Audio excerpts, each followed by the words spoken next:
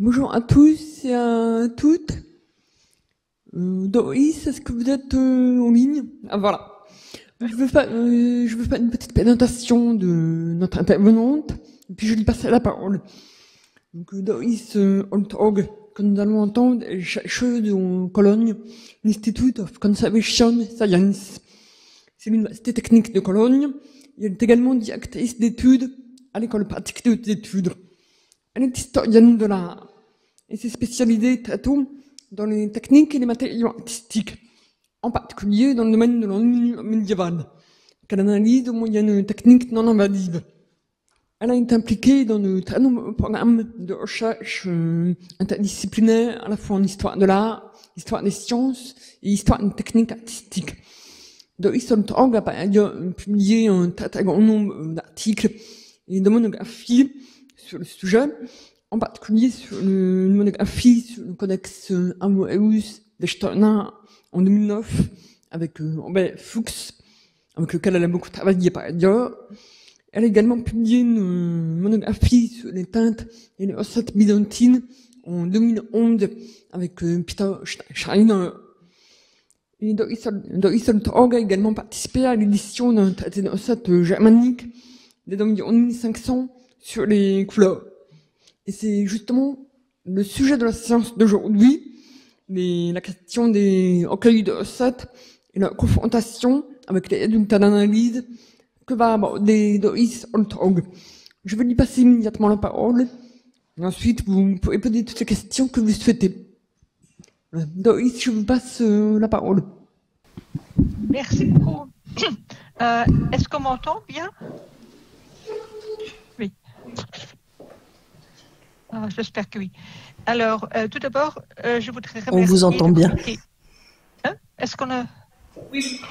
On vous entend très bien, pas de problème.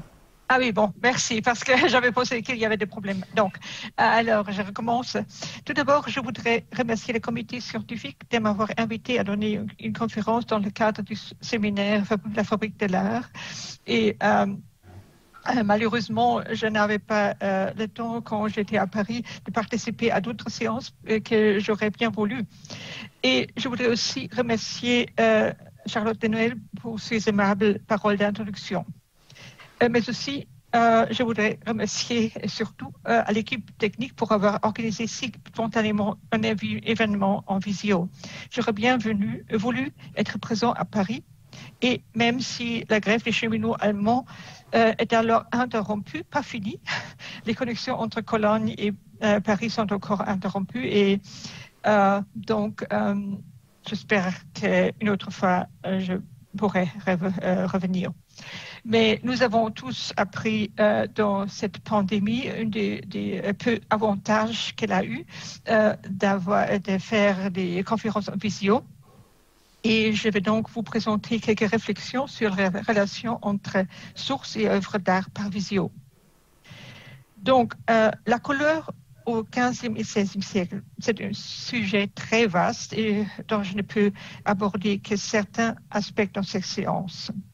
Aujourd'hui, je m'intéresse davantage aux innovations qu'aux traditions. Donc, même si le titre dit tradition et innovation, on va voir qu'il s'agit plutôt des innovations.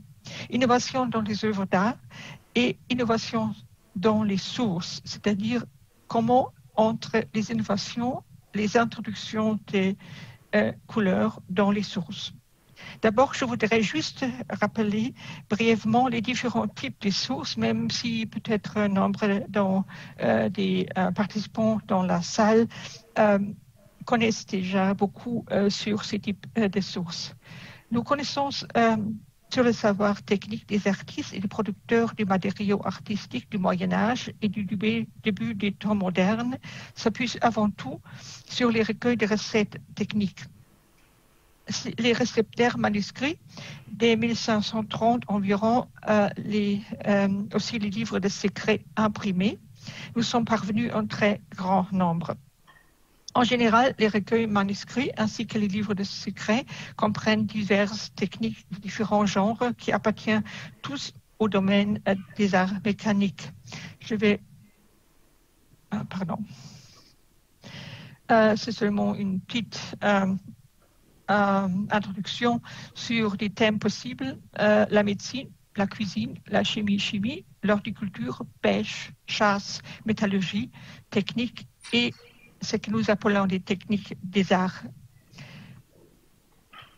Les techniques des arts proprement dit, c'est surtout un concept moderne, c'est-à-dire il n'y a rien à faire avec les concepts du 15e ou 16e siècle et même pas avec les concepts du 17e siècle. Ça commence seulement lentement au cours du 16e siècle, une séparation entre les techniques des arts concernant les beaux-arts, comme par exemple l'enluminure, peinture, imprimé, moulage, production de pigments et colorants et la préparation pour la peinture et les autres techniques. Mais comme nous allons voir aujourd'hui, il y a beaucoup de relations entre les techniques, même d'après les concepts modernes. Les techniques des arts, il s'agit aussi des techniques artisanales. En ce qui concerne la couleur, c'est premièrement la teinturerie, la teinture du textile, la teinture de la cuir et la teinture de l'os, de l'ivoire, etc. Et les techniques artisanales comprennent aussi les arts décoratifs, c'est-à-dire l'orfèvrerie, les œuvres de métal, tous les œuvres de métal, y inclus l'essai, la technique de la verre et la technique de la céramique, ce qui nous va occuper aujourd'hui un peu plus. La couleur dans les recettes artistiques se trouve dans les recettes de la peinture, c'est-à-dire l'enluminure. L'enluminure joue le premier rôle dans les recueils de recettes.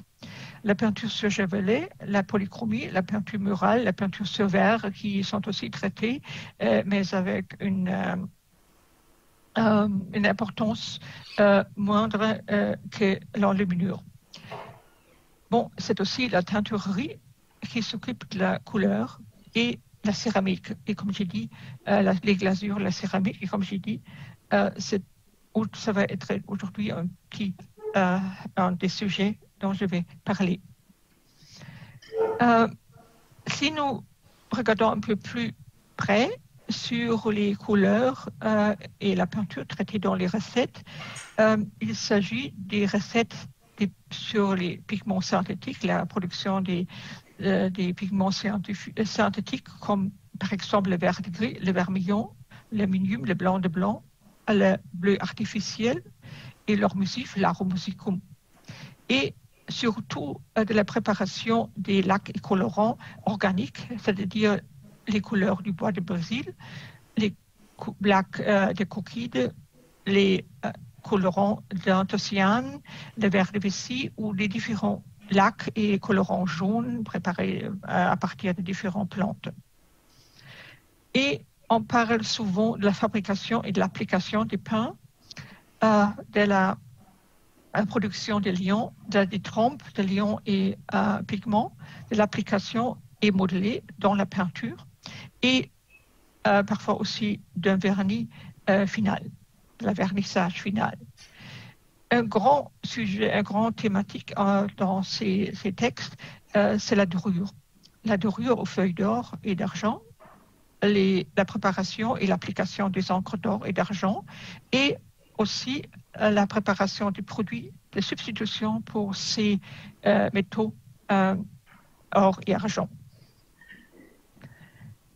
Alors, je vais tourner sur une première question qui a été déjà souvent traitée aussi dans la recherche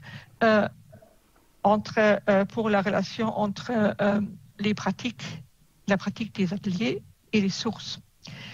Qu'est-ce qui se passe au XVe et XVIe siècle, le temps que je vais traiter aujourd'hui?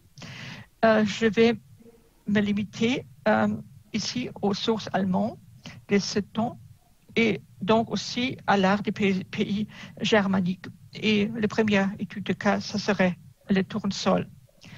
Dans les récepteurs allemands et aussi dans d'autres pays, comme Marc Clark a montré pour les recueils de recettes anglais, un des plus importants groupes des recettes traite de la production d'un substitut du tournesol. Donc, le vrai tournesol, c'est la Chrysophora tinctoria.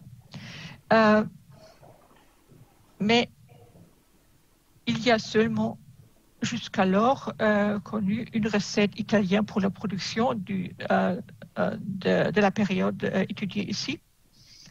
Et il n'y a aucune recette allemande connue jusqu'alors pour la production du tournesol, du vrai tournesol. C'est-à-dire, nous avons beaucoup de recettes pour des produits de substitution qui sont majoritairement des anthocyanes, de différentes baies ou fruits ou fleurs. Il y a beaucoup de recettes aussi pour la détrempe et l'application dans l'enluminure. Et nous devons nous demander surtout s'il s'agit du vrai tournesol ou s'il s'agit des substituts. Si nous regardons dans la pratique des ateliers, jusqu'alors dans l'enluminure, je ne connais qu'une analyse très incertaine d'un anthocyane. Mais normalement, nous trouvons le vrai tournesol, c'est-à-dire la Chrysophora tinctoria, dans un grand nombre d'enluminures du 15e et 16e siècle dans des pays allemands, germaniques, comme ici un manuscrit de Nuremberg, déjà de la fin du XVIe siècle, une grande livre généalogique de la famille de Tucher, ou le livre d'enluminure de Cologne qui a été produit et dans les Pays-Bas orientaux et au Bas-Rhin et la partie finale à Cologne-Maine. Donc, dans la pratique, nous voyons que nous trouvons surtout le vrai tournesol, c'est-à-dire tous ces recettes qui décrivent la production de substituts n'ont pas entré dans la pratique des ateliers des enluminures professionnels. Nous pouvons nous demander si ces recettes étaient destinées à des coloristes qui ont fait des cartes à jouer ou d'autres produits d'un prix très bas, mais dans les pratiques des ateliers des enlumineurs professionnels, dans la pratique de l'enluminure d'un certain niveau, on trouve seulement cette vrai tournesol. C'est aussi une question du prix parce que à côté de cette recette différente sur les substituts du tournesol, on a aussi des différentes sources commerciales qui mentionnent le tournesol, les listes des taxes des apothicaires, mais aussi les comptes où ces drapeaux de tournesol sont toujours d'un prix un peu élevé, plus élevé que d'autres colorants organiques. Nous avons aussi une description de ce qu'on fait avec ce tournesol dans le livre d'enluminure, donc dans le livre d'enluminure de Cologne. C'est une collection, un tout petit recueil de recettes. À vrai dire, ce sont 3 différents recueils de recettes écrits par 3 différentes mains dans une période entre environ 1480 pour les 2 premières cahiers et à 1556 pour le dernier cahier. Les échantillons dont nous voyons ici un exemple, l'exemple du tournesol. Les échantillons sont peints sur une feuille qui originairement n'était pas destinée à être liée à ces 2 petits recueils du XVe siècle, mais qui a été ajouté à peu près très très tôt à ces deux cahiers et qui atteste l'utilisation de ces cahiers dans un atelier d'enlumineur. Donc, qu'est-ce que nous trouvons dans les textes, dans un des deux cahiers de notre livre? C'est un texte, dans ce cas, l'original est écrit en néerlandais. Il y a aussi une partie qui est écrite en allemand, c'est la dernière partie, et une qui est écrite en latin. Donc, nous voilà avec le texte néerlandais qui nous décrit tournesol, ce sont des drapeaux de couleur sanguine. C'est très intéressant parce que normalement, nous pensons que c'est une couleur violette. Et il écrit aussi qu'il coûte 1,5 albus, c'est-à-dire un prix qui n'est pas très bas. Et en plus, une autre recette de ce recueil nous dit qu'il faudrait détremper le tournesol dans l'eau ou vin et le verser dans une coquille et mélanger avec l'eau de gomme. On peut ombrer avec cela. Donc, nous avons une information sur la forme sous laquelle ce tournesol était vendu et nous pouvons supposer que c'est le même tournesol qui a été analysé sur les échantillons qui est la Creutzfeldter Tinctoria. Et on nous dit aussi quelques informations sur le prix. Il y a une autre addition que je n'ai pas traduite ici, qui nous dit que les drapeaux qui sont plus épais ont plus de couleur et donc sont plus valables que les autres qui sont très minces. Et puis, les recettes nous décrivent le détrempage de ce colorant, mais on ne sait rien sur la production du drapeau même. Et on sait seulement qu'on peut l'utiliser pour les ombres et pour les modeler. Comme j'ai dit, le vrai tournesol a été utilisé beaucoup dans les ateliers des enlumineurs allemands au XVe et XVIe siècle. Ce qui est nouveau, ou un peu plus nouveau, vers 1500, c'est la réintroduction de l'orsay dans les ateliers des enlumineurs. Nous avons beaucoup d'analyses d'orsay dans l'enluminure du Haut Moyen-Âge, de l'époque carolingienne, et même avant, et jusqu'au XIIe siècle. Et puis, nous ne trouvons presque plus l'orsay dans les ateliers d'enlumineurs dans les pays germaniques jusqu'à environ 1500. C'est un des exemples où nous avons trouvé dans un violet et dans un pourpre rouge l'orsay, c'est-à-dire les violets qui est très semblable au folium. Ici, c'est une violette d'orsay. Et si nous nous interrogeons sur les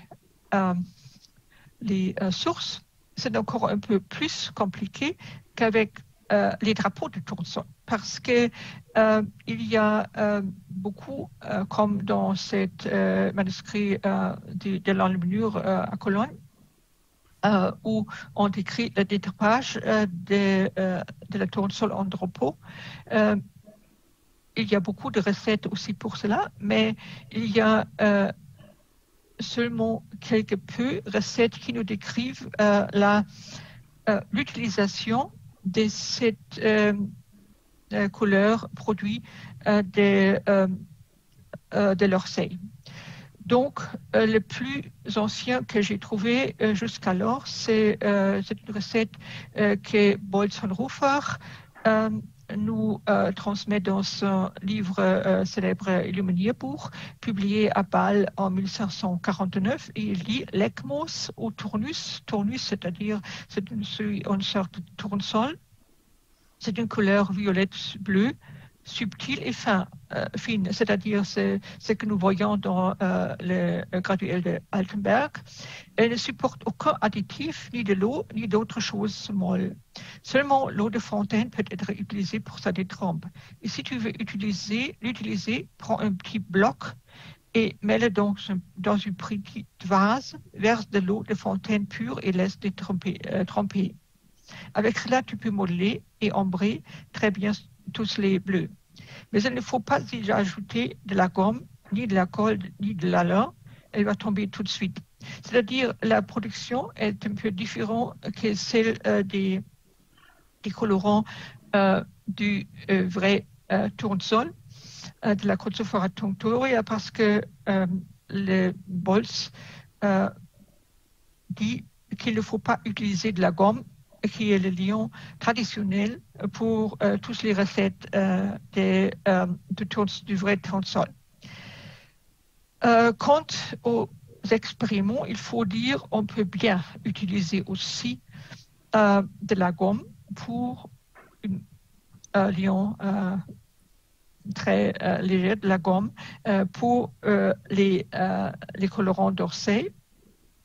Et il semble qu'on a les utiliser dans les temps plus du haut Moyen-Âge. Mais donc, c'est l'opinion de Bolz. Pardon, excusez-moi, je suis un peu... Donc, mais comme pour le vrai tournesol, il nous manque des recettes contemporaines pour la production de ces blocs de litmus. Jusqu'alors, nous n'avons rien, même pas d'autres pays. Seul chez la Diversarum Artium de Théophile décrit la préparation de différents colorants d'Orsay sous le nom de folium d'acéton. Mais la description n'est pas trop claire et les reconstitutions ne donnent pas une réponse à la question comment ces blocs de litmus furent fabriqués, parce qu'on peut produire une poudre avec quelque chose qui a la couleur bleue du litmus et qu'on peut, avec l'ajout des acides, transformer dans des colorants plutôt rouges. Mais on ne sait pas comment ces blocs étaient fabriqués au XVIe siècle. Le synonyme terre de Flandre, mentionné par Bolz dans d'autres recettes et qui est attesté aussi dans des sources commerciales, suggère une provenance de la Flandre. Mais si la Flandre était le centre de commerce, ou si on produisait les blocs de litmus en Flandre même, reste une question ouverte. Les sources techniques et commerciales se contentent de la provenance, du prix, c'était un colorant aussi, pas bon marché, et du côté technique de la détrempe et de l'utilisation dans l'envelure et de l'aquarelle. C'est un phénomène fréquent que les pigments introduits nouvellement ou, dans le cas de l'Orsay, réintroduits dans les ateliers artistiques, se trouvent rarement décrits dans les sources artistiques. J'ai ici un autre exemple qui montre un colorant, une couleur, un pigment qui a été analysé jusqu'ici seulement très rarement. Ce pigment se trouve dans un manuscrit de Donum Dei qui a été écrit par Bartholomé Schobinger, un marchand avec grand intérêt alchimique, et c'est aussi le Donum Dei, c'est aussi un manuscrit alchimique écrit par sa main même. Dans une des représentations des enluminures qu'il a fait faire par un enlumineur professionnel, nous avons pu analyser avec la fluorescence rayon X, nous avons eu des indications que là, l'enlumineur avait utilisé la galène. C'est-à-dire, nous avons trouvé beaucoup de plomb, aussi des des traces d'argent et dans d'autres places, il y avait pas de blanc de plomb parce que nous n'avons pas eu d'indice pour le blanc de plomb dans le magnétoscope. On a aussi des indications d'une noix de charbon, mais donc c'est peut-être de la galène. On ne peut pas dire avec cette méthode d'analyse sûrement que vraiment la galène a été utilisée, mais il y a beaucoup la tendance que ce soit la galène très grande. Il y a quelques autres exemples de l'utilisation dans l'enluminure de la galène dans l'enluminure allemande du XVIe siècle, qui ont été publiés récemment par Roland Damm dans le catalogue sur l'enluminure et peintre Hans Hofmann, qui est célèbre pour ses copies de Dürer, mais qui a aussi produit quelques enluminures. Et dans ces enluminures, on a trouvé par Raman et aussi la fluorescence de rayon X, on a prouvé certaines utilisations de la galène, aussi avec le charbon. Comme dans notre manuscrit de Bartholomew Schobiger, c'est une première couche de noix de charbon, ici pour les vêtements de cet homme. Et le brocade a été peint avec un mélange de galène et de noix de charbon. Donc, qu'est-ce que la galène?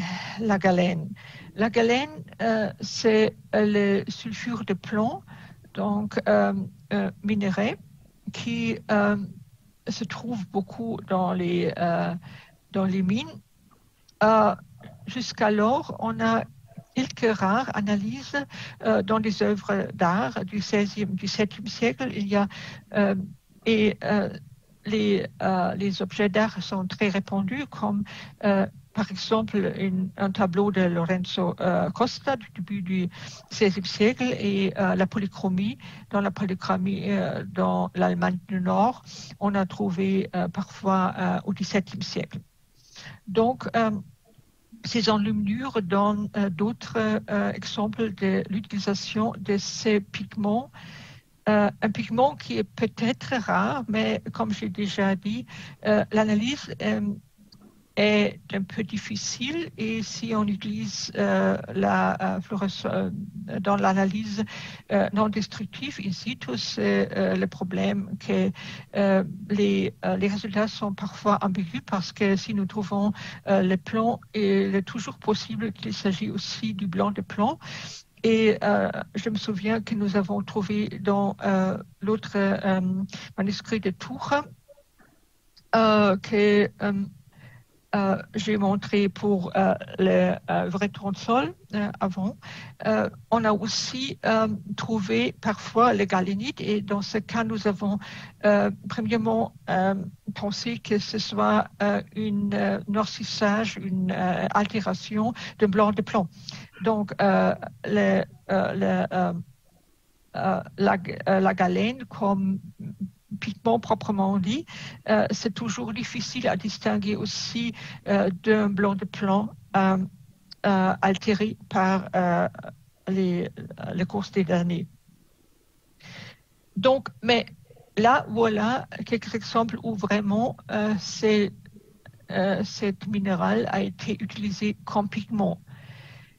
Mais qu'est-ce que nous faisons des sources? Il y a quelques sources comme par exemple Agricola, source des gens des mines, source sur la minéralogie, sur la météorologie, qui décrivent la galène. Agricola l'appelle plombum nigrum, c'est-à-dire le plomb noir. Et il décrit aussi l'utilisation comme minerai de plomb pour extraire du plomb, le métal. Il décrit d'autres applications comme flux pour verre et glasure, et aussi pour la séparation de l'or et de l'argent. La question du flux est peut-être intéressante pour ce que je vais vous montrer un peu plus tard. Et donc, je reviendrai à cette question un peu plus tard aussi. Mais l'intérêt de Agricola, c'est la métallurgie et par la peinture, et il ne mentionne aucune autre possibilité d'utilisation de ces minéraux. Donc, dans les sources sur les techniques de l'art, c'est jusqu'alors inconnu. Mais peut-être c'est aussi une question de la terminologie, parce que plumbum nigrum, c'est un terme latin. En allemand, on disait souvent Glanz, un terme que Agricola aussi connaissait. Mais on ne peut pas être sûr s'il ne s'agit pas de la Bleifarbe, c'est-à-dire la couleur du plomb qui est parfois mentionnée dans les textes des recettes, dans la description des mélanges de différentes couleurs. Parce que c'est toujours décrit comme un pigment mélangé avec d'autres pigments. C'est difficile à s'imaginer que ce soit un mélange même qui a été ajouté à d'autres couleurs. Pourquoi donc ne pas appeler les pigments seuls? Et il y a aussi une recette où cette Bleifarbe est clairement une alternative pour d'autres couleurs noires. Donc, dans ce cas, on pourrait s'imaginer que la Bleifarbe soit un nom dans la terminologie de peintre pour désigner la galène. Mais nous ne savons rien. Il y a un autre, on aurait peut-être une possibilité de trouver quelque chose parce que notre Bartholomé Schobinger a dans sa copie du texte du Donum Dei, il a déjà fait quelques esquisses et quelques indications pour l'enlumineur sur les couleurs, mais hélas, il ne dit rien sur les matériaux, mais seulement sur les teintes, c'est-à-dire il veut avoir noir, schwarz, noch schwärzer, plus noir, et en bas, Farbanvisern commence à devenir blanc, ce que l'enlumineur n'a pas vraiment réalisé dans son enluminure. Il y a une autre source qui peut-être parle de l'application de la galène dans l'art ou dans l'écriture. C'est un stylus qui est décrit par Konrad Gessner dans son livre sur la minéralogie. Et il décrit un stylus pour écrire fait d'une sorte de plomb, je crois artificiel. C'est-à-dire, il croit que ce plomb est un produit artificiel, ce qui n'est pas très facile à interpréter comme cet minerai. Et il continue, dont j'ai entendu parler que certains l'appellent stimie anglais. Et ce silice est préparé, limé à l'extrémité, encastré dans une manche en bois. Donc nous avons une sorte de plomb peut-être artificiel, ce qui voudrait exclure les minerais, ou peut-être le stimie. Le stimie, c'est un autre nom du stibium, ça dérive du stibium, ce qui, dans le monde antique, dans le latin classique, désignait le sulfure d'antimone, c'est-à-dire un produit tout à fait différent. Et je vais revenir au stibium tout de suite. Mais il y a d'autres pigments noirs ou gris qui ont une apparence un peu métallique parce que c'est une des qualités aussi de la galénite d'avoir un certain effet métallique comme on l'a vu, je vais le répéter ici. Pardon. Ici, on le voit très bien, j'ai oublié de vous montrer cela, de cette apparence un peu métallique. Donc, il y a d'autres pigments noirs et gris qui ont ces caractéristiques et ces pigments sont mentionnés très souvent dans les sources. Ces pigments noirs, gris sont tous désignés comme marcasite. Et parfois expliquer un peu en allemand, ce qui aide à les identifier dans certains cas, parce que ça peut être ou les pyrites, les sulfures de fer, ou les métals bismuth qui n'étaient pas connus comme métal, reconnus comme métal avant Agricola. La fonction décrite dans les textes, c'est toujours l'écriture. Imitation d'une encre d'argent, et on décrit aussi le mélange avec les lions pour produire cet effet d'une écriture d'argent. Il y a aussi des analyses où on a trouvé des analyses d'enluminure, où on a trouvé le bismuth. À partir d'environ 1490, il y a certaines, pas beaucoup, mais certaines analyses des manuscrits allemands, suisses ou néerlandais où le bismuth a été trouvé, pas dans l'écriture, mais dans l'enluminure.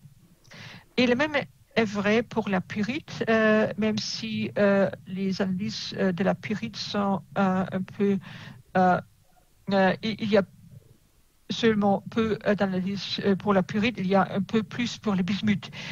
Tous les deux n'ont pas été très répandus, au moins si on croit les analyses jusqu'alors, mais je ne suis pas sûre si ce n'est pas aussi un problème des analyses même, parce que dans les analyses avec la fluorescence des rayons X, on trouve souvent le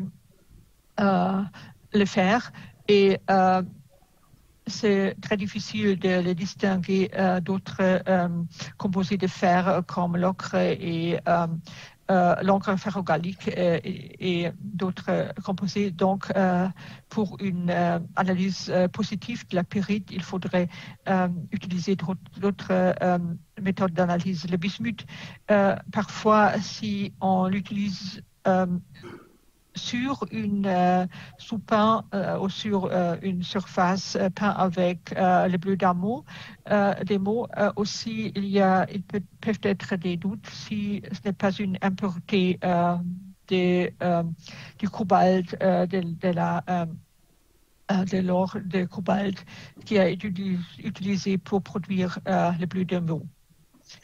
Je montre ici seulement une analyse du pyrite parce que c'est très intéressant pour comparer aussi la description de ces pigments dans les textes et l'utilisation par l'enlumineur. C'est une image des heures de Sophia de Bülent peinte à Arnhem en 1475, et les cuirasses de ces soldats qui conduit Jésus devant Pilate a été peint avec une couche gris, un mélange de pyrite avec peu de blanc de plomb. Et les rayons ont été peints avec encre d'argent. C'est-à-dire, le pigment pyrite n'est donc pas un substitut de l'argent, mais l'enluminure l'a utilisé de manière réfléchie, ce pigment gris pour la représentation de l'armure, pour obtenir l'effet de l'éclat métallique du fer. Contrairement à cette utilisation artistique, en général, les recettes pour les minéraux gris métalliques traitent seulement l'écriture et pas la peinture, pas l'enluminure. Et les minéraux sont considérés comme substituts des métaux plus précieux.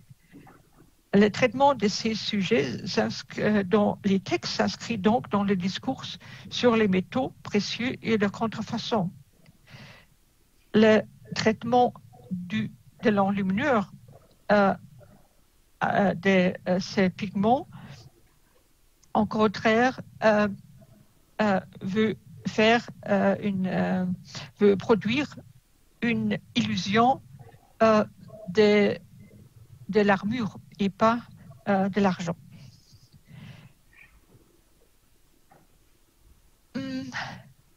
L'utilisation de ces pigments noirs gris métalliques dans la peinture, dans l'enluminure, est normalement pas décrit dans les textes. Donc, c'est un rare témoin textuel pour l'utilisation artistique d'un de ces pigments qui se trouve dans un manuscrit d'environ 1500. La recette ne parle pas du pyrite ou du bismuth, mais d'un autre minéral, le Spießglanz ou la stibnite, que j'ai déjà mentionné avant en parlant de cette stylus de Gesner. Il dit couleur de cuirasse, c'est-à-dire la même chose que nous avons dans le manuscrit dans les heures de Sophia de Billenbroich. Le Spießglas, c'est-à-dire le stibnite ou le sulfure d'antimoine, est peint avec là. Il y a une parallèle très intéressante dans le retable d'Isenheim par Grunewald, où l'analyse faite il y a quelques années a prouvé que la stibnite a été utilisée pour la cuirasse, c'est-à-dire pour juste la position qui est décrite dans le manuscrit. Et vraisemblablement, c'était aussi le même effet que Grunewald a cherché avec le stibnite, cet effet un peu métallique du fer que l'enlumineur des heures de Sophia Bilan ont cherché à produire avec la pyrite. Le manuscrit est très intéressant. Le contexte de cette recette de la couleur de cuirasse, c'est une série de recettes sur les dorures, sur différents supports, sur tableau, sur toile, sur d'autres supports et aussi il y a quelques cols pour la peinture. Donc c'est un contexte très proche à la peinture même. Malheureusement, il ne dit rien sur les lions utilisés qu'il veut utiliser pour la stibnite, c'est-à-dire on ne sait pas si cette stibnite doit être utilisée dans la peinture sur tableau comme Grunewald ou dans l'enluminure. C'est un manuscrit très intéressant que je vais alors introduire et je dois la connaissance de ces manuscrits à Christoph Sindel et je le remercie vivement d'avoir partagé avec moi ses connaissances sur ce manuscrit et de m'avoir transmis la transcription réalisée par Manfred Lautenschlag à sa demande.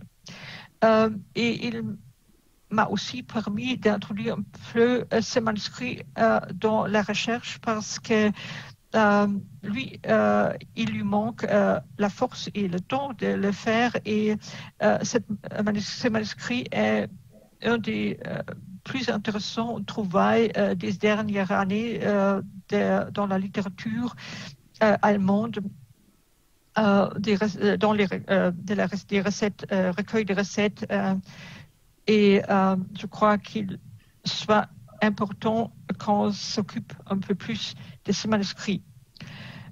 Voilà une une image de la reliure et de la première page et on voit déjà le niveau élevé de ces manuscrits et donc un niveau qui est un peu loin d'un atelier, d'un livre d'atelier, d'un livre de carnet d'artistes. Le manuscrit est très vaste. Ce sont 663 pages. Sur tous se trouvent des recettes.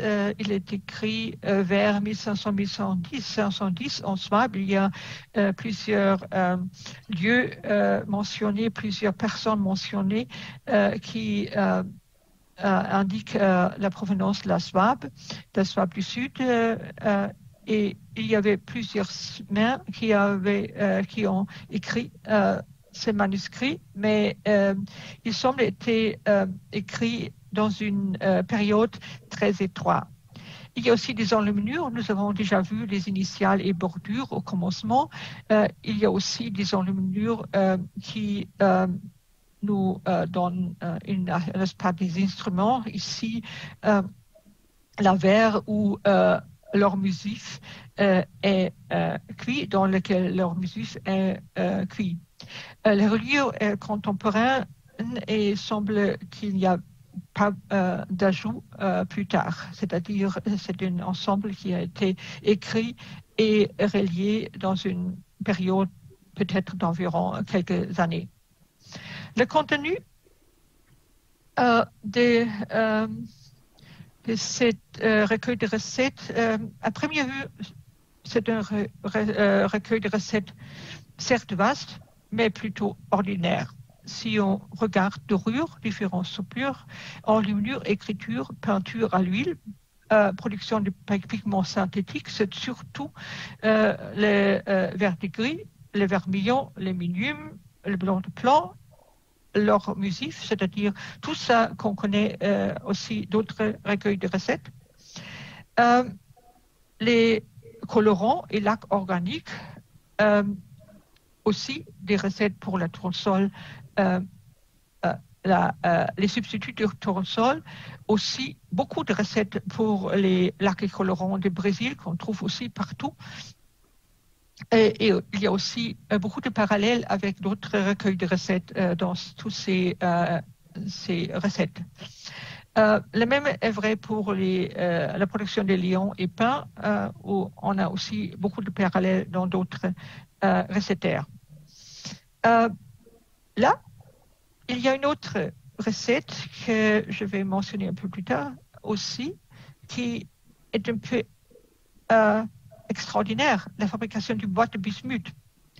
Mais nous revenons à des sujets ordinaires, la teinture, la métallurgie, la chimie, alchimie, comme la production du sel alcali, la médecine, les recettes de cuisine, mais entre les deux, aussi deux choses qui ne sont pas assez ordinaires, la céramique et l'exploitation des mines.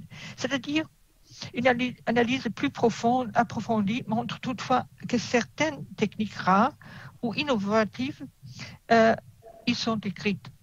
Et que ici, on regarde aussi dans les recettes, ces descriptions, les descriptions des techniques connues sont parfois particulièrement détaillées, précises, c'est-à-dire même si nous avons des parallèles dans d'autres recueils, on trouve parfois que la description du manuscrit de Solothurn est encore plus détaillée, plus précise que dans d'autres textes. Je vais seulement mentionner quelques de ces recettes exceptionnelles qui sont uniques jusqu'alors dans ces manuscrits. C'est par exemple la dorure à l'aide de pensif. Nous avons la technique trouvée dans quelques peintures sur quelques tableaux. Par exemple, ici à Cologne, c'était une technique qui était répandue dans les ateliers de Cologne dans le XVe siècle. Quelque chose où je n'ai même pas trouvé un exemple dans la pratique des ateliers, c'est quelque chose qu'on appelle les jaspéries, une imitation d'un jaspis en peinture. C'est peut-être intéressant pour le groupe d'Aurum parce qu'il s'agit de peindre une couche picturale vert qui est après tachetée avec l'or, c'est-à-dire on a cette pierre vert où il y a des petites taches d'or. La technique est décrite beaucoup plus tard au XVIIIe siècle comme une technique pour la décoration des papiers dans les livres. C'est-à-dire, et ici c'est décrit pour la peinture sur bois. Une autre recette semblable décrit seulement la décoration tachetée avec or sans référence à un autre matériau à imiter.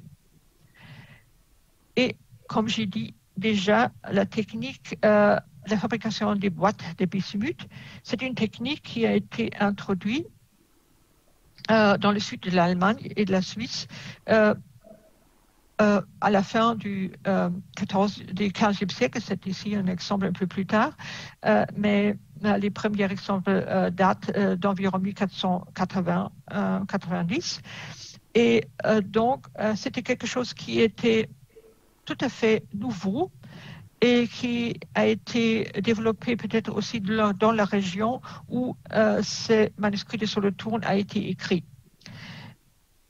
Et c'est très intéressant que le manuscrit décrit cette technique très détaillée. Et encore une fois, c'est la première recette connue à ce moment. Mais je ne veux pas parler de toute la recette ici, mais seulement attirer l'attention sur deux prescriptions liées à l'introduction de deux innovations dans le monde des pigments. L'un, c'est un bleu d'émail. Et l'appellation intéressante, c'est que le texte parle de Malblau, c'est-à-dire un bleu pour peindre. Donc, la recette complète dit, si tu veux faire un bleu pour peindre, prends 4 lots de saphir et un lot de plomb, 2 lots de levure ou du tartre et un lot de sel ammoniac. La saphir en allemand, dans l'allemand du 15e et du 16e siècle, c'était la couleur de safre. Le saphir des Italiens, c'est-à-dire la scorie contenant du cobalt. Et donc, on a du plomb, on a beaucoup plus grande partie de cette scorie de cobalt, et on a des tartres et le sel ammoniac, donc deux matériaux qui sont utilisés comme flux dans l'art du verre. Mais ici, en ce moment, il ne mentionne pas la verre. On voit plus tard où la verre se trouve.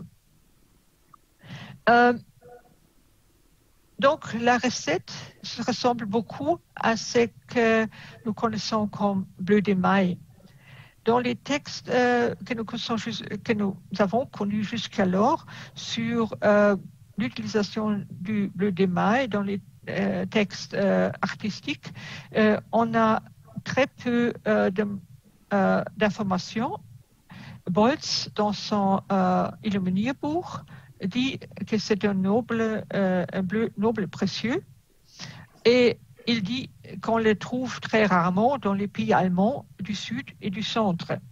Et c'est quelque chose que nous pouvons aussi observer dans les analyses. Nous avons seulement quelque peu d'analyses jusqu'à la milieu du XVIe siècle de bleu d'émail dans les œuvres d'art des pays germaniques, dont Bolz parle vers 1549.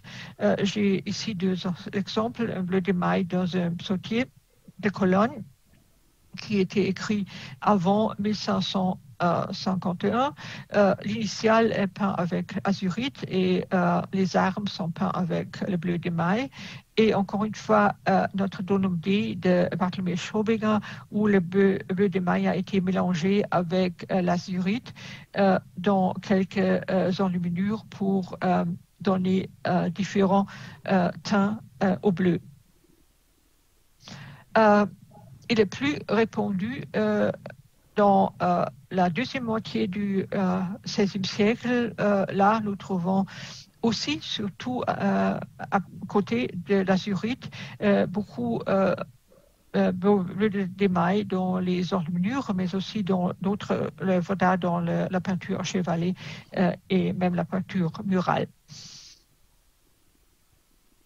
Les informations techniques de Bolz se réfèrent encore une fois seulement à la préparation du pain. Il doit être trituré parce qu'il est ainsi fin qu'il se joint avec tout liant.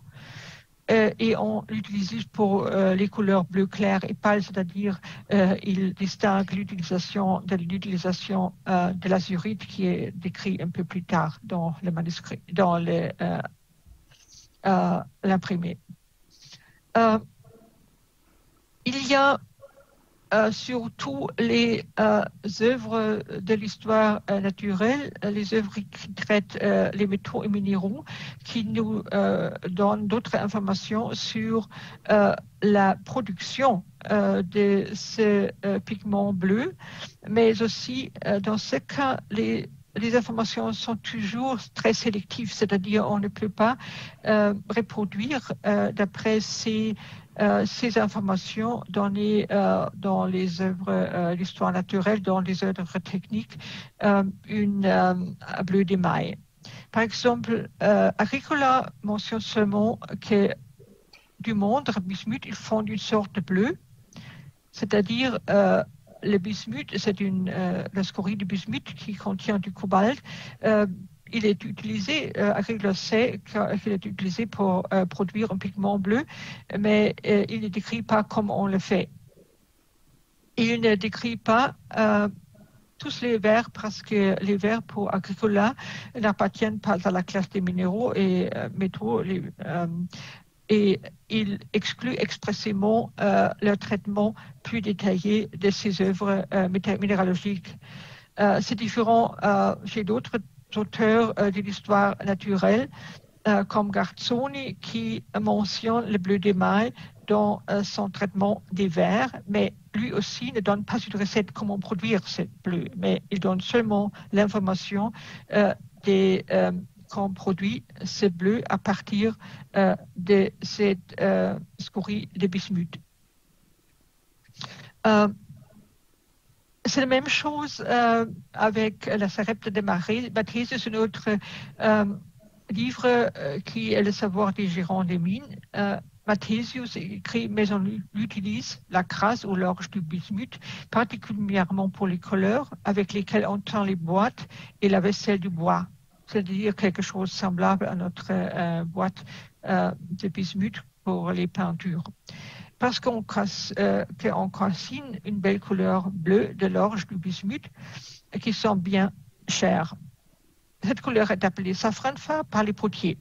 Ainsi, on calcine aussi d'autres métaux pour faire diverses couleurs. Donc, l'information importante de ce texte de Matthesius, ce n'est pas la production, une recette pour la production de cette couleur bleue, mais c'est une indication des personnes qui utilisent cette couleur et qui aussi produisent cette couleur, ce sont les potiers. C'est-à-dire, ils parlent d'une couleur pour la glasure et non d'une couleur pour la peinture.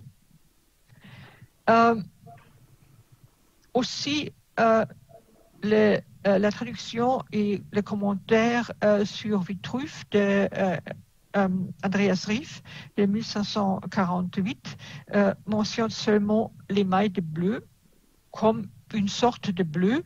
Quand elle explique de quelle couleur Vitruve parle, il comprend que la couleur de Vitruve, c'est une couleur aussi une couleur artificielle Et donc, c'est le même avec le bleu d'émail. Mais aussi, lui, ne connaît peut-être pas les procédés de la production. Jusqu'alors, nous avons pensé que la première recette pour produire cette glasure bleue avec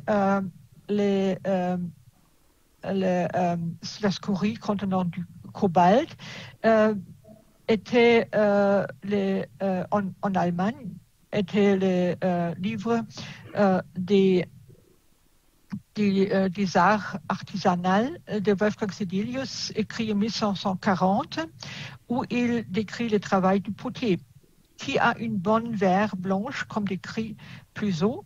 Dans la discussion du travail du potier, doit prendre 3 cuillères de safranfarbe et faire un mélange avec la verre, et cela devient un beau couleur bleue. C'est-à-dire, lui, il mentionne comme un ingrédient une verre et cette scorie de cobalt qui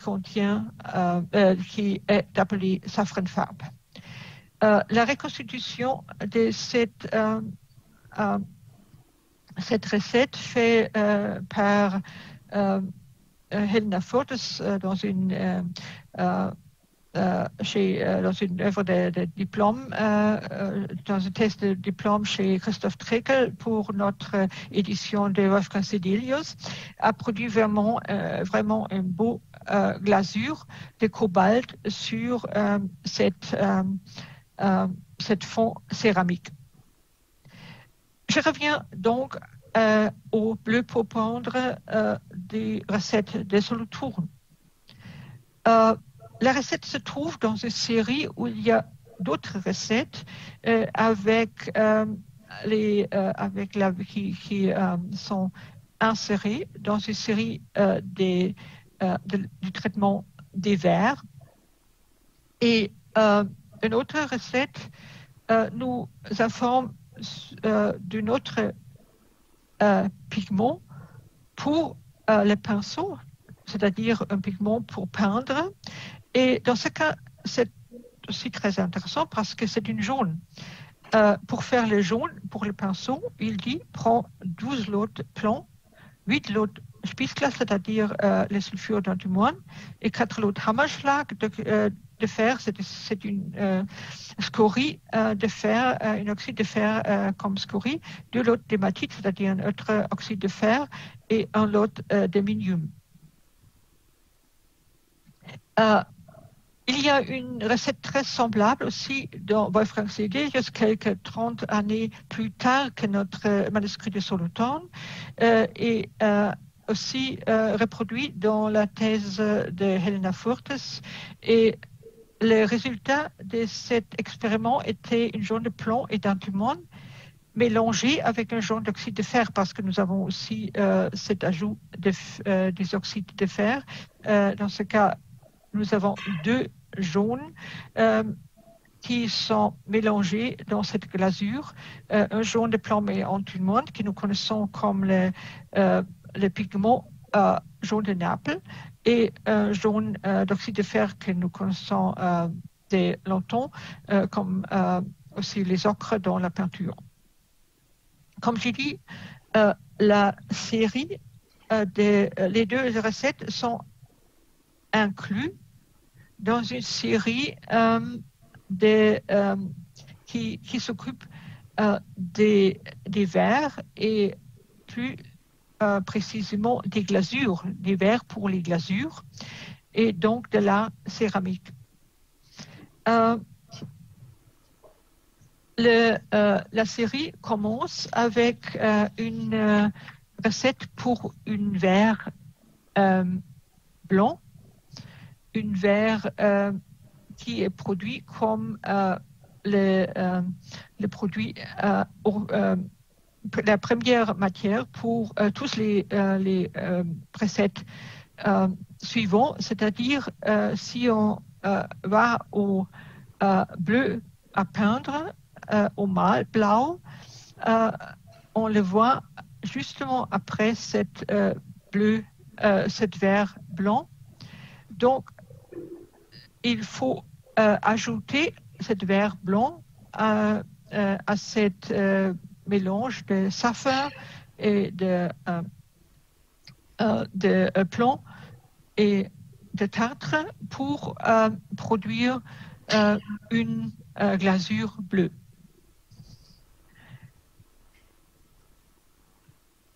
Le contexte est encore plus intéressant parce que après cette série de 3 recettes, 1 recette pour la verre blanc, 2 recettes pour faire de la verre blanc vers des glasures bleues.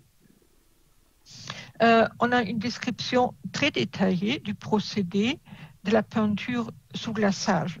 Donc, si le compilateur de ce manuscrit à Solothurn nous dit qu'il produit un bleu pour peindre ou un jaune pour qui suit à la page suivante ou un jaune pour le pinceau. Il parle d'une peinture sur la céramique et il décrit aussi le procédé complet. Il commence avec la production de la première glasure blanc. C'est le blanc avec lequel il commence. Et donc, la céramique qui est chauffée une fois et on applique cette verre blanc et après c'est une deuxième, il est déposé une deuxième partie dans la four. Puis on peint avec les différentes couleurs, c'est-à-dire avec le bleu et avec le jaune. Et puis il y a une glaçure au-dessus de cette peinture et la dernière mise dans le four. C'est quelque chose qui en même temps était produit à Venise. On ne connaît pas une production de ce type de céramique en Allemagne, dans les pays germaniques de ce temps-là. Ce plateau que je montre ici est un produit vénitien pour une famille norvégienne. Il n'y avait pas d'analyse, mais on peut supposer que le bleu est vraiment un bleu démo, c'est-à-dire produit avec le cobalt. Quant au jaune, je ne sais rien, donc il est possible qu'il soit un jaune d'antimoine et plomb et un jaune de fer, mais comme j'ai dit, il n'y a aucune analyse. Mais on sait qu'à ce temps-là, on produisait toutes ces couleurs à Venise pour la peinture sous glaçage. Et ce qui fait ce manuscrit de Solothurn ainsi intéressant, c'est le fait que nous avons, avant toutes les recettes, même avant les premières recettes italiennes, une recette allemande sur ces techniques dans un contexte où nous ne savons rien sur la pratique des artisans. Au moment, on peut penser que c'est une technique italienne que le compilateur du manuscrit Solothurn a connue par quelques intermédiaires proprement et qu'il a décrit en allemand. Et cela nous mène au contexte du manuscrit. Il y a quelques possibilités qui sont encore part de ce projet d'étudier mieux ce manuscrit très important. Des possibilités qui s'inscrivent aussi dans les différentes traditions que nous connaissons de ces recueils de recettes. La première possibilité c'est que le compilateur était un praticien. On sait que les propriétaires du XVIIe siècle étaient des peintres verriers. Donc, il y avait des praticiens qui avaient intérêt à posséder ce manuscrit. On ne sait pas si peut-être on a déjà, c'était déjà dans la famille du XVIe siècle, mais on connaît sûrement les propriétaires du XVIIe, XVIIIe siècle.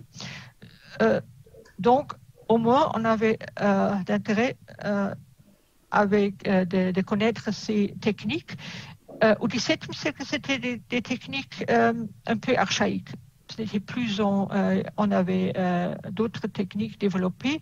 Donc, c'est peut-être un peu l'intérêt pour des techniques qu'on ne faisait plus. Si ces manuscrits étaient seulement achetés par ces propriétaires du XVIIe siècle.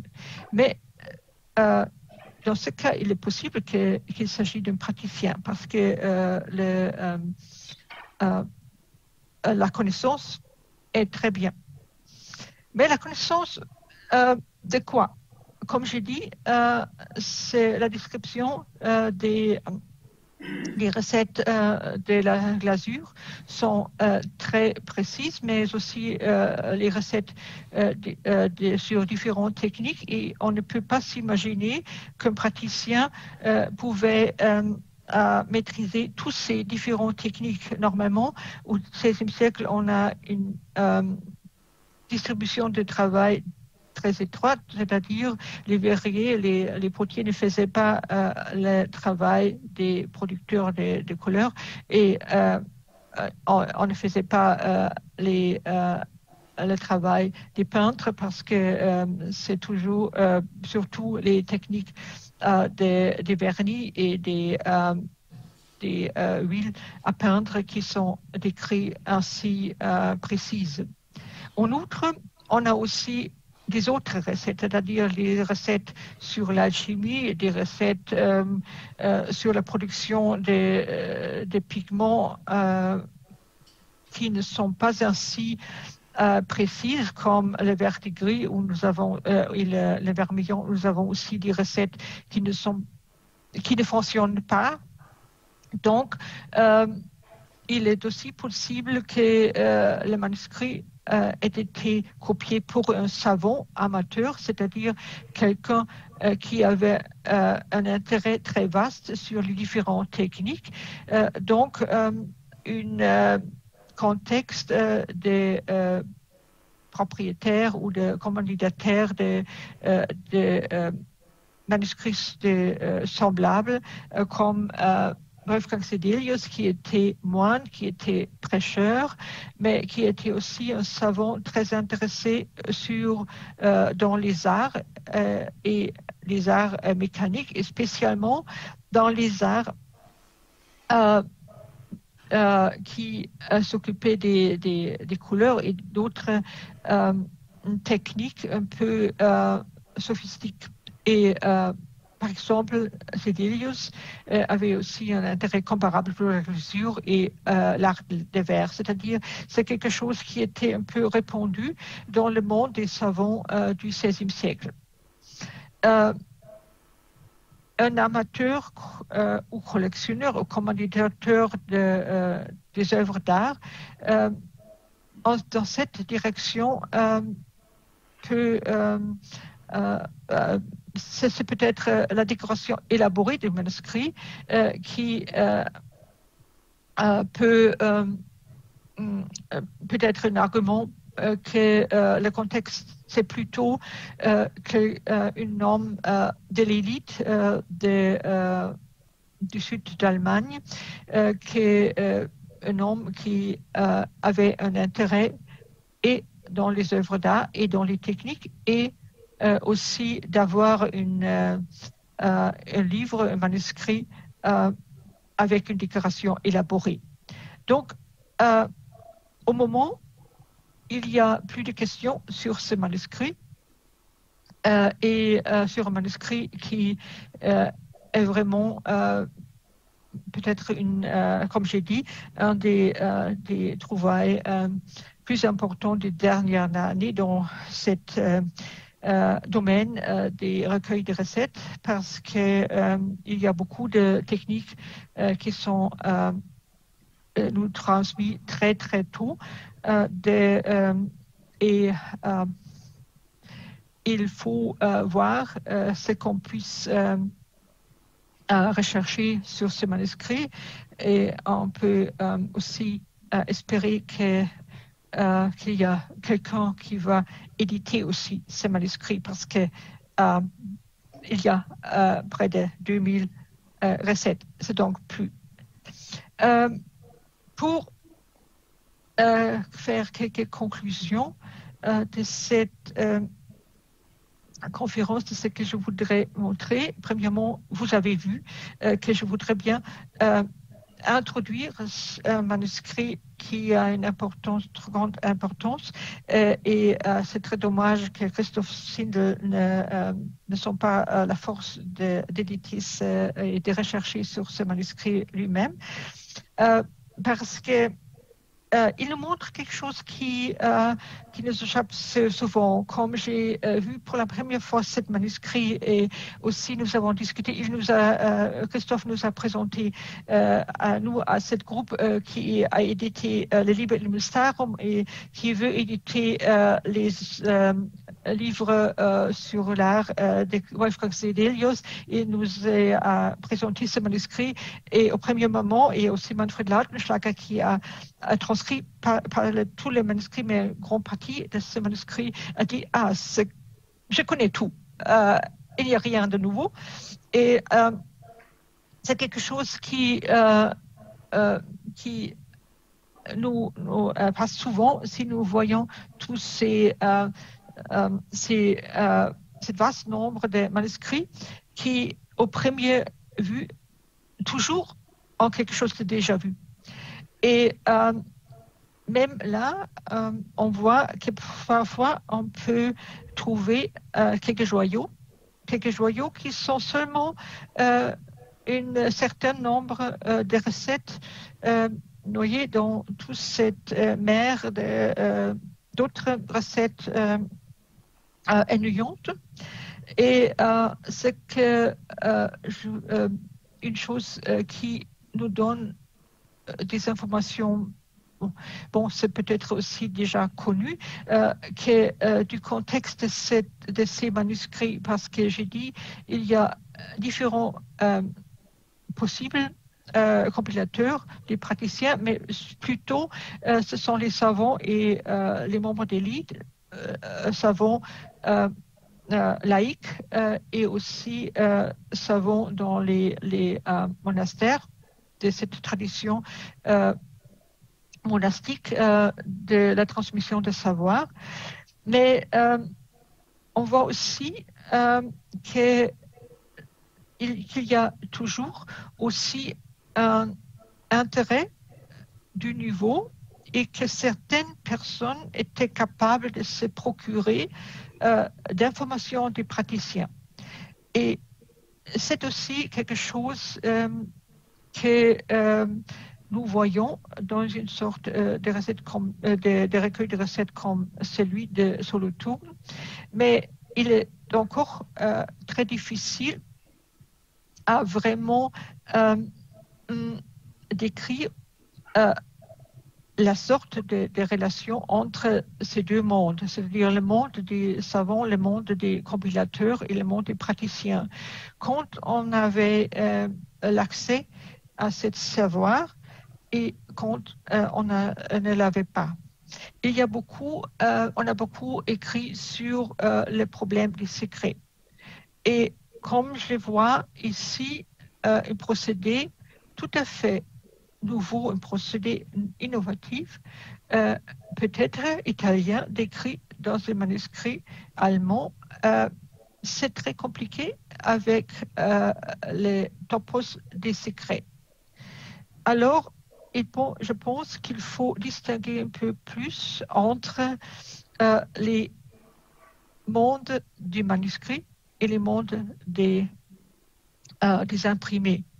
Parce que les livres imprimés, les livres de secrets, qui prétendent de nous transmettre des secrets que les artisans tendent à ne pas donner au public, alors ces livres prétendent de donner au public ces secrets, mais la plupart de ces secrets ne sont pas secrets, ce sont des copies et copies des recettes très connues.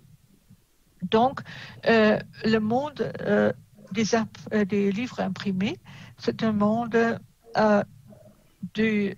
comme Imon a montré, plutôt des éditeurs qui se procuraient des matériaux faciles et donc qui ont desservi le marché des livres.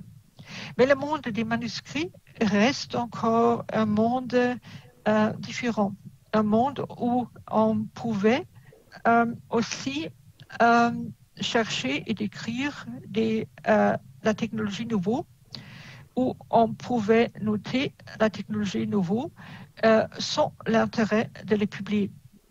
Et je crois que et Wolfgang Sibelius et le compilateur de ce manuscrit de Solothurn, ce que je montre ici, ce n'est pas le manuscrit de Solothurn, mais une Albertus Magnus écrit au XVe siècle pour l'évêque de Strasbourg, mais qui montre très bien ces mondes de l'essai et des mines. Donc, mais le monde des manuscrits, c'est le monde où les savants et les gérants des mines, les gérants des compagnies et aussi les élites qui étaient responsables pour l'économie de leur pays, de leur ville, pouvaient collectionner, compiler un savoir des praticiens et ou peut-être aussi les praticiens étaient plus ouverts à leur donner des informations. Donc, une des conclusions, c'est de toujours distinguer entre ces deux mondes si on regarde les transferts de technologie et de savoir. Un autre résultat intéressant aussi au moment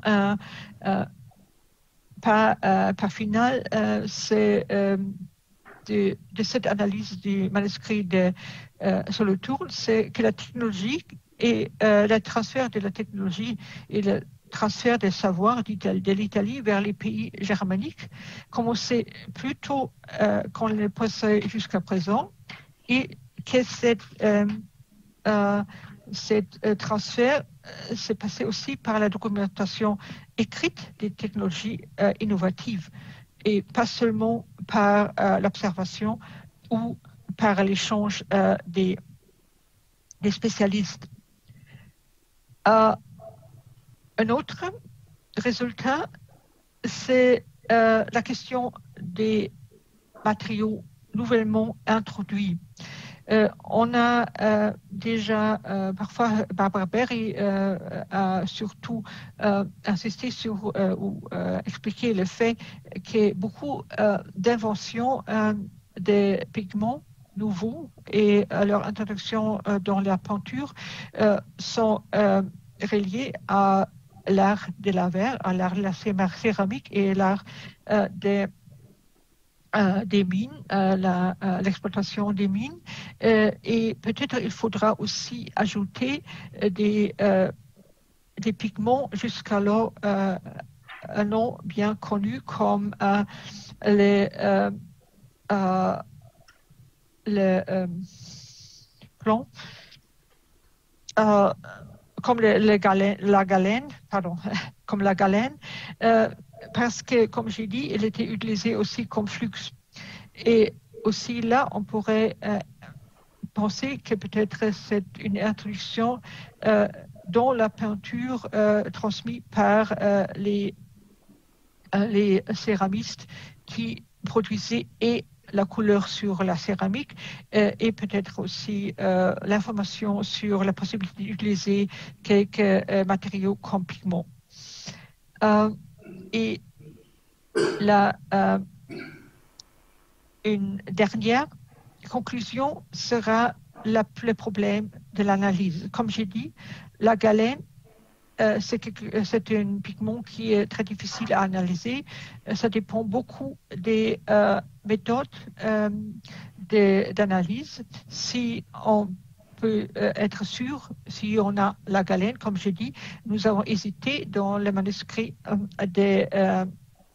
du Donum D de publier ces résultats possibles de la galène parce que nous n'étions pas trop sûrs avec les méthodes de la fluorescence des rayons X et c'est seulement après avoir vu qu'il y a plus d'analyse alors de l'utilisation de la galène dans l'enluminure allemand du XVIe siècle, je suis un peu plus inclinée à croire que aussi dans le D, c'est la galène.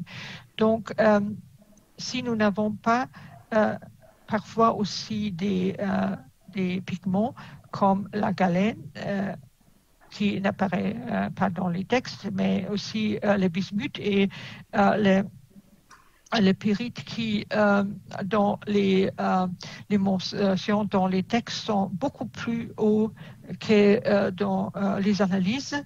Ça peut être aussi une question des analyses. Et donc, avec ces petites conclusions, je voudrais finir ma présentation et je suis très intéressée de connaître vos questions et vos commentaires et de commencer une discussion sur ces différentes questions que j'ai posées.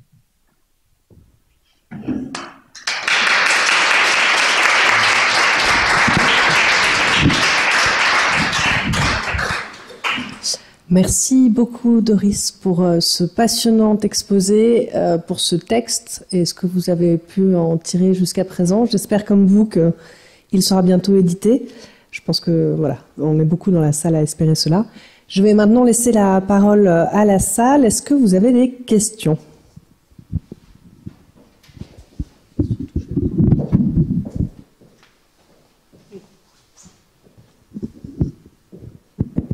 Oui, ça fonctionne ? Oui.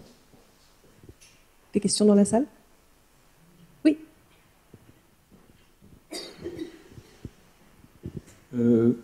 Merci pour cet exposé très intéressant. Je voudrais avoir votre confirmation. La mention du jaune d'antimoine est sans doute la première où vous connaissez d'autres écrits dans lesquels ce pigment aurait été présenté.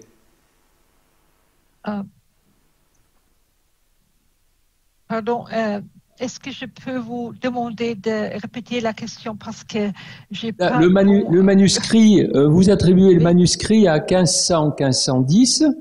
Oui. Et donc, à ma connaissance, la mention du jaune d'antimoine que vous avez fait, donc, est la première mention écrite de ce pigment. Ou alors, est-ce que vous connaissez d'autres mentions plus anciennes ? Non, jusqu'alors, je connais seulement quelques publications sur la mention écrite de ce type de glasure avec l'antimoine qui produit le jaune d'antimoine qui sont dans le manuscrit des Dardwini à Venise et dans le manuscrit de Piccolo Pass, donc du manuscrit italien. Piccolo Pass, c'est sûrement la moitié du XVIe siècle.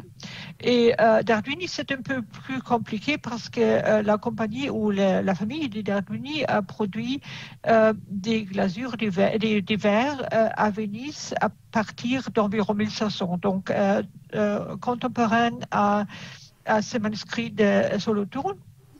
Mais le problème des manuscrits que nous avons de la famille d'Arduini, c'est qu'il semble que les documents qui ont survécu sont un peu plus tard, c'est-à-dire la datation dans la littérature, c'est un peu différent, mais la datation semble être plus tard. Donc, je ne voudrais pas dire que ce soit généralement les documents les plus tôt, parce que les d'Arduini peuvent être aussi presque contemporains, mais au moins dans le monde germanique et dans l'allemand, c'est vraiment les plus tôt. Et même si les recettes de la famille d'Arduini sont des années 1500-1610, c'est quelque chose qui est tout à fait contemporain et ce qui est très intéressant. Et j'ai une deuxième commentaire, c'est que il est certain que la fluorescence X n'est pas la meilleure technique puisqu'on voit pas tous les éléments et en plus la taille du faisceau ne permet pas de voir tous les composants. L'analyse Raman est certainement beaucoup plus efficace. Oui, c'est la raison pourquoi nous n'avons pas publié cette analyse que nous pensons qu'il n'est pas certaine de galène. J'ai seulement mentionné cette possible utilisation parce que c'est très semblable sous le microscope. Après que j'ai lu la publication de Roland Damm sur les enluminures de Hans Hofmann, parce que là on a utilisé le Raman et donc je suis sûre que le résultat est valable. Mais j'ai toujours mis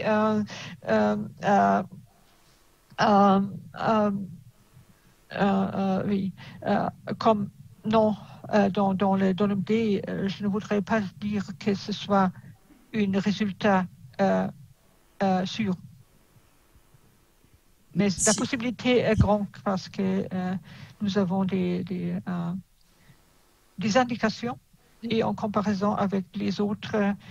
Mais comme j'ai dit, c'est un des grands problèmes si on parle de pigments rares, parce que c'est le problème que beaucoup des analyses ont été faites avec des méthodes analytiques qui ne nous donnent pas des informations précises sur un certain nombre de pigments dans le galène. Donc, oui, c'est le gros problème des sciences analytiques et de leurs biais, mais qu'on connaît tous. Merci beaucoup. D'autres questions, Charlotte? Merci beaucoup pour cette communication dense et pleine d'informations. Moi, j'avais une question concernant un petit peu le début de votre communication sur le tournesol, l'oseille dont vous avez parlé.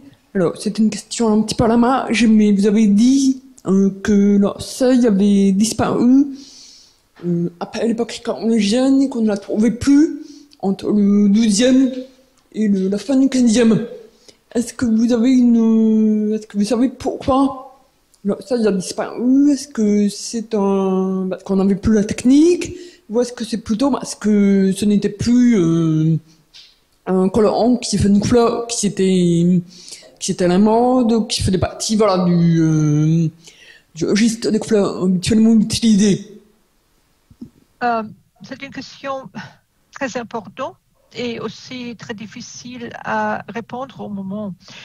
Donc, il y a plusieurs possibilités. Donc, il y a, si je regarde les analyses, nous trouvons vraiment beaucoup l'orsay dans l'enluminure de tous ces fonds pourpres, le parchemin pourpre, mais aussi comme violet dans les enluminures même, pas seulement sur les fonds, et dans du temps carolingien et au médiéval, jusqu'à environ 1150 au moins dans les pays allemands, germaniques. Et après, il semble être un peu, peut-être aussi, peut-être c'est une question artistique aussi, parce que c'est un peu le moment où le bois de Brésil était introduit dans les ateliers. C'est peut-être que le bois de Brésil, avec la possibilité de produire soi-même très facilement de différents teints de rose que l'orsay n'était plus ainsi cherché dans les ateliers, parce que on pouvait aussi produire un violet avec le bois de Brésil en le mélangeant avec les bleus, et on trouve cette technique beaucoup en 13e et 14e siècle, 15e siècle, ces violets d'un mélange d'un assyrite pâle et de lac de bois de Brésil, un peu de blanc de plomb. Et donc, on avait la possibilité de produire aussi, pas les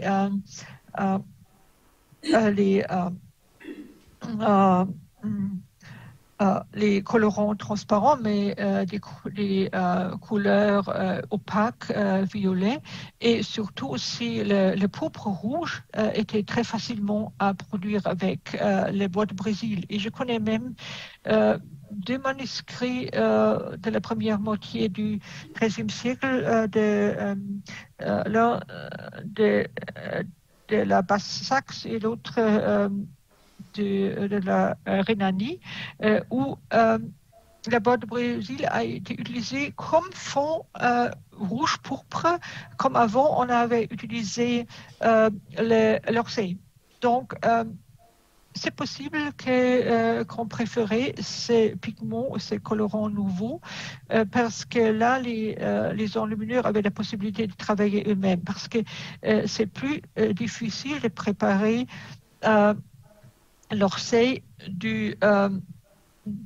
l'orseline de ces plantes, disons, parce que ce ne sont pas des plantes, de ces lichens. Et donc, c'est une possibilité que c'était un remplacement de cette couleur. L'autre chose, c'est qu'au moins, il me semble que la vraie tournesol, au moins au 14e, la vraie tournesol devient de plus en plus important. Et au moment, c'est ma hypothèse, parce que je connais quelques interprétations, mais c'est toujours difficile de distinguer souvent distinguer entre la tournesol et la chrysophora et l'orsay. Au moment, si je regarde les résultats d'analyse un peu plus sûrs, il me semble que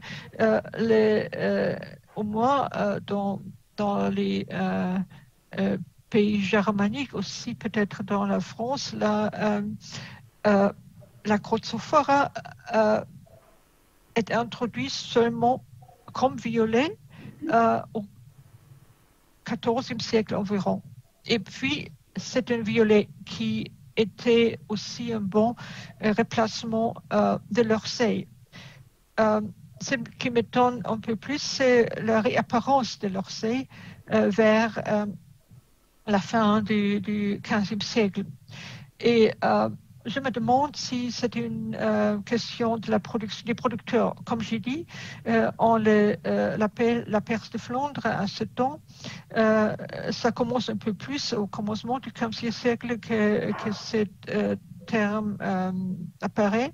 Et je ne suis pas sûre si on avait des méthodes de production de ces blocs de lichen, de ces blocs d'Hersey qui s'étaient améliorés et qui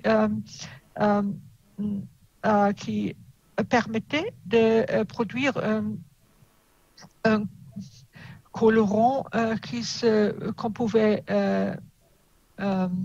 vendre plus facilement pour les enlumineurs et qui se peut-être distinguait de la forme sous laquelle on avait pondu cet Hersey avant. Mais c'est seulement une hypothèse très très vague, comme je dis, parce que au moment, je ne connais pas des documents sur la production de cet Hersey. On connaît les documents sur la production de la teinture avec l'Hersey, qui a recommencé aussi au XIVe siècle en Italie. Et c'est aussi quelque chose qui a peut-être promouvé un peu le renouvellement de cette occupation avec ces colorants dans d'autres techniques, spécialement dans l'enluminure. Merci beaucoup. Est-ce que vous voulez réagir ou des questions? Oui, Romain, j'arrive.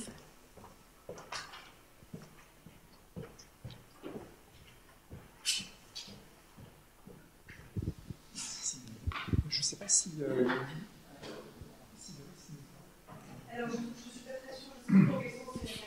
D'accord. Oui. Ah d'accord. Doris, merci beaucoup. Donc c'est Romain Thomas. Merci beaucoup pour cette passionnante présentation. Et donc, alors comme vous avez évoqué le projet Aurum, j'en profite pour rebondir et pour vous demander quelques précisions supplémentaires, parce que vous avez évoqué cette recette qui a l'air assez fascinante, donc du Jasperi Run. Est-ce que dans cette recette, vous savez s'il y a des détails supplémentaires sur l'usage donc de cette imitation du jaspe? Est-ce que c'est pour réaliser des cadres? Est-ce que c'est pour réaliser des lambris? Parce qu'en fait, dans la peinture, moi, j'ai pas repéré ce genre d'usage, mais je trouve ça très intéressant et voilà, ça me met la puce à l'oreille. Non, hélas, on ne dit rien sur ça. Seulement, j'étais étonnée. J'ai dit qu'il y a une autre recette où on décrit une technique de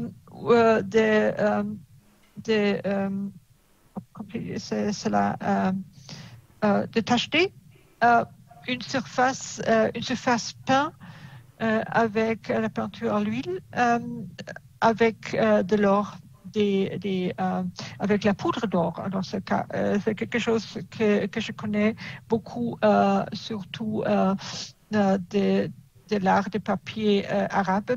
C'est quelque chose qu'on a décrit là. J'étais étonnée de trouver ce terme de jasperir qui est vraiment dans la nomenclature, dans la terminologie, désigne quelque chose d'imitation de jaspis. Et j'ai recherché ces mots dans les lexiques allemands et jusqu'alors, ils disent toujours que c'est un mot du XVIIIe siècle ou plutôt du XVIIe siècle, mais le manuscrit bien sûr plus écrit 2 siècles ou presque 3 siècles avant. Et donc, malheureusement, c'est un problème de nos recueils de recettes souvent et de cette recueil de recettes aussi. Ces recettes sont isolées c'est-à-dire on n'a pas le contexte d'un procédé. Cette série sur la glasure de céramique, c'est une des rares séries qui se trouve dans le manuscrit où vraiment des procédés sont écrits en relation avec des recettes pour les différentes couleurs. Avec les jasperières, on n'a pas d'informations. C'est une vert, on applique une peinture vert, c'est-à-dire c'est vraiment un jaspe qu'on veut imiter, et c'est le mot même qui nous apprennent qu'on a l'intention d'imiter quelque chose de jaspe. Donc, c'est sur bois, il faut que je regarde, je crois que ce soit sur bois parce que je me suis concentrée sur ces glasures. Mais c'est sur bois et donc ce sont les tableaux, mais la fonction de ces tableaux, je ne les connais pas. Je sais que c'est le résultat d'une thèse qui est préparée au moment ici à Cologne de Theresa Neuhoff. Je sais qu'il y a des techniques semblables. Elle n'a pas l'or, cette tacheté de l'or dans la peinture à tableau à Cologne, mais déjà au XIVe siècle et surtout avec les couleurs rouges. Et là, c'est une imitation du porphyre. Mais il y a aussi quelques-uns où on a imité le porphyre vert ou le jaspe avec cette technique. Il y a aussi une recette dans ce manuscrit de Solothurn qui décrit l'imitation de marbre dans la peinture à bois. Donc c'est une petite ensemble d'imitations et je voudrais dire qu'il s'agit de peut-être les dos de tableaux dont on a voulu leur donner l'aspect de pierre, parce que c'est ce que nous trouvons aussi dans la peinture du XVIe siècle, XVe siècle, XVIe siècle. Mais encore une fois, c'est une recette qui est tout à fait unique jusqu'alors. C'est un mot qui apparaît très tôt et plutôt est utilisé dans l'art des reliefs et pas plus dans la peinture à l'huile. Et donc, c'est quelque chose où il faut tracer peut-être d'autres documents qui nous peuvent donner des informations sur ce qu'on voulait dire avec ce terme. Ben, merci beaucoup. Est-ce qu'il y a d'autres questions? Oui.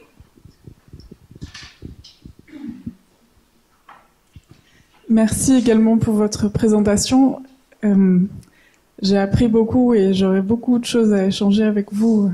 Moi, je travaille sur la peinture en France, donc je m'appelle Stéphanie Deprouf. Je suis conservateur et je fais une thèse ici à l'EPHE. Donc j'aurais beaucoup de remarques et de questions sur le tournesol, sur le smalt, mais peut-être on va pas avoir le temps d'en parler aujourd'hui. Mais du coup, je limite ma question à un minéral dont on n'a pas parlé, mais qui pourrait être un pigment rare, qui pourrait avoir été utilisé en Allemagne et aux Pays-Bas, c'est la fluorite. Est-ce que vous avez déjà trouvé de la fluorite dans vos analyses d'enluminure? Dans l'enluminure, nous n'avons pas encore prouvé la fluorite. Nous avons fait ici à Cologne des analyses de la polychromie, où on a trouvé de la fluorite et de la peinture des tableaux. Aussi du XVIe et du XVe siècle, c'était publié de Margrichter et Robert Fuchs il y a des années. Mais dans l'enluminure, nous n'avons pas encore des analyses. C'est peut-être aussi, comme j'ai dit, nous avons toujours aussi la question des méthodes d'analyse. Donc, comme j'ai déjà aussi dit, sur la galène, nous avons dans le livre de Tucher, avec la diffraction des rayons X, des traces de galène aussi dans les parties noires, et dans ce cas, nous avons décidé de l'interpréter comme une noircisson de blanc de plomb. Et il faut peut-être réinvestiguer ces analyses. Mais si on travaille avec la fluorescence à rayon X, c'est difficile, et c'est aussi un peu difficile avec le fluor, c'est-à-dire on pourrait le trouver, mais si il peut être aussi masqué d'autres éléments, et c'est aussi pas facile avec la diffraction des rayons X. Ce sont les méthodes que nous avons avec lesquelles nous avons analysé ici des manuscrits aussi avec spectrométrie et visible qui n'est pas très forte, parce qu'on ne voudrait pas trouver la fluorite, parce que c'est très difficile de distinguer d'autres pigments violets. Donc, alors, nous n'avons pas de résultats, mais je ne voudrais pas exclure qu'il a été utilisé dans l'enluminure. Au moment, je ne connais aussi aucune analyse d'autres équipes dans l'enluminure. Je connais seulement des analyses dans la peinture murale, dans la polychromie et dans la peinture sur tableau du 15e et 16e siècle. Il y en a beaucoup dans les pays germaniques, spécialement dans le sud, et dans aussi les pays proches comme la Bohème ou la Roumanie. Merci beaucoup. Est-ce que ça... et peut-être on peut se trouver une fois que je sois la prochaine fois. Je n'ai pas compris votre nom. Stéphanie Deprouve. Je vais vous écrire. Ah oui, bon, merci. Et je me demandais si vous saviez comment on appelait ce pigment dans les textes, la terminologie pour la fluorite. Pour la fluorite. Donc, nous avons la mention de Agricola qui parle de fluores et qui parle explicitement que c'est une minéral que les peintres utilisent. C'est-à-dire, c'est la seule, jusqu'alors, c'est le seul texte que je connais où le minéral fluorite est mentionné en relation avec la production artistique. Mais il semble que fluores était vraiment aussi le nom dans d'autres textes. Donc, jusqu'alors, je ne connais aucun texte artistique où ce terme apparaît, mais il semble qu'il n'avait pas d'autre nom. Le terme allemand serait le Fluss, ou aussi la couleur, le violette, parce que c'est toujours la fluorite violette qui était utilisée dans les œuvres analysées. Mais il y a quelques synonymes. Dans ce cas, je crois que ce soit seulement ce terme allemand Fluss. Merci beaucoup. Qui n'apparaît pas dans les textes jusqu'alors. Peut-être on trouve un autre manuscrit comme celui de Solothurn où on a une trouvaille semblable. Merci beaucoup. Merci. Il y a encore une autre question dans la salle. Bonjour Doris, c'est Audrey. Merci beaucoup pour votre présentation. J'aurais une question rapide sur le bismuth. Vous avez dit que vous en avez trouvé effectivement dans des analyses de manuscrits, enfin d'enluminure. Est-ce que vous avez des recettes qui prescrivent le bismuth pour justement décorer les cuirasses et les armures? en langue allemande.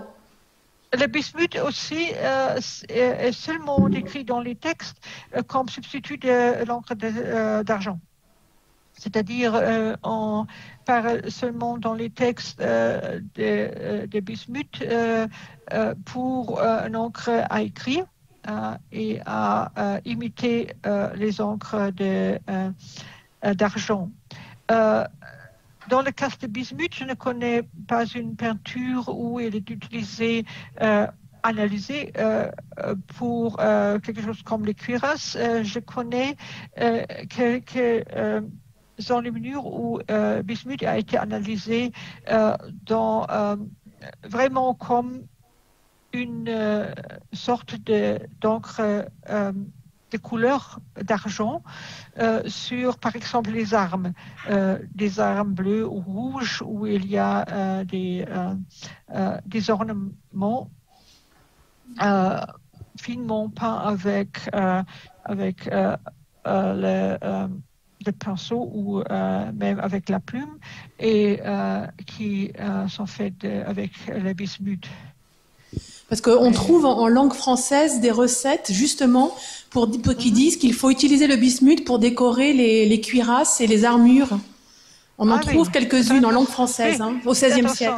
Oui, oui. Je serais très intéressée. Oui, je vous enverrai, les liens. Ce sont des manuscrits qui sont à la Bibliothèque nationale de France. Voilà.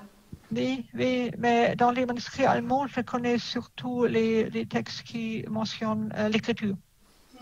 Mais c'est très intéressant parce que je crois bien que le bismuth a été utilisé très similaire à ces pyrites dans les heures de Sophia de Bieland. Parce que il est très facile.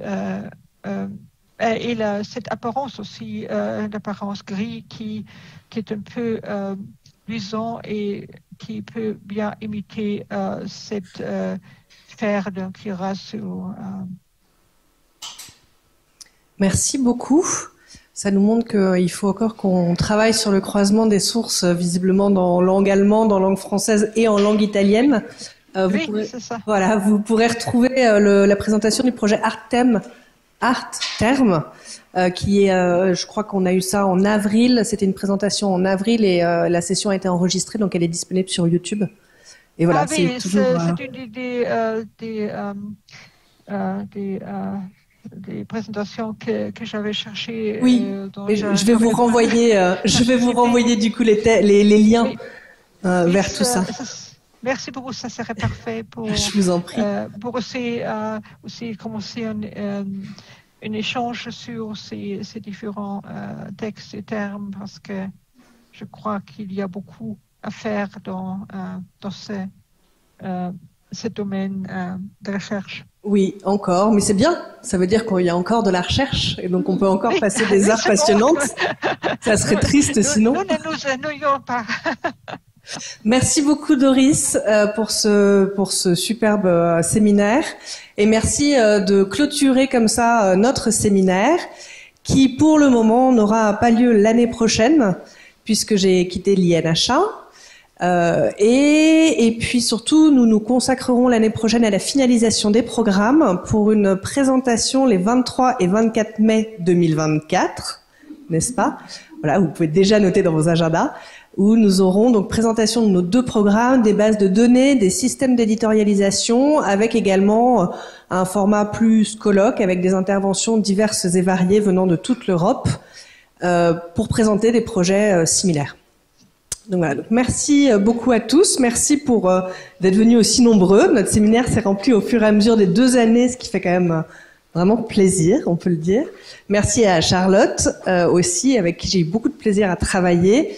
Merci à tous les doctorants de l'INHA qui nous aident énormément, il ne faut pas les oublier, les moniteurs étudiants également, sans qui nous ne ferions pas autant, en tout cas. Et juste, je voulais porter à votre attention 2 choses. On m'a envoyé récemment, il y a le 23 mai prochain, 2023 cette fois, une journée d'études qui est organisée par l'Université de Paris 1 sur le parchemin du troupeau aux manuscrits qui aura lieu ici à l'auditorium toute la journée. L'inscription est gratuite mais obligatoire, vous retrouverez ça sur Internet. et également le Festival de l'Histoire de l'Art qui se tient le premier week-end de juin à Fontainebleau avec, comme d'habitude, des centaines de conférences, etc. Mais je voudrais signaler tout de même une conférence faite par les 2 doctorantes de l'INHA sur ce que la matérialité a fait à ma thèse et qui ont commencé leur thèse sans forcément penser à la matérialité et qui maintenant sont plongés dedans jusqu'au cou et donc qui vont vous présenter un petit peu l'avancée et ce que justement la matérialité peut faire à l'histoire de l'art. Donc je pense très intéressant. Charlotte. Eh bien, merci beaucoup Doris, bonne fin de journée. J'espère à une prochaine. Et vous tous aussi. Au revoir.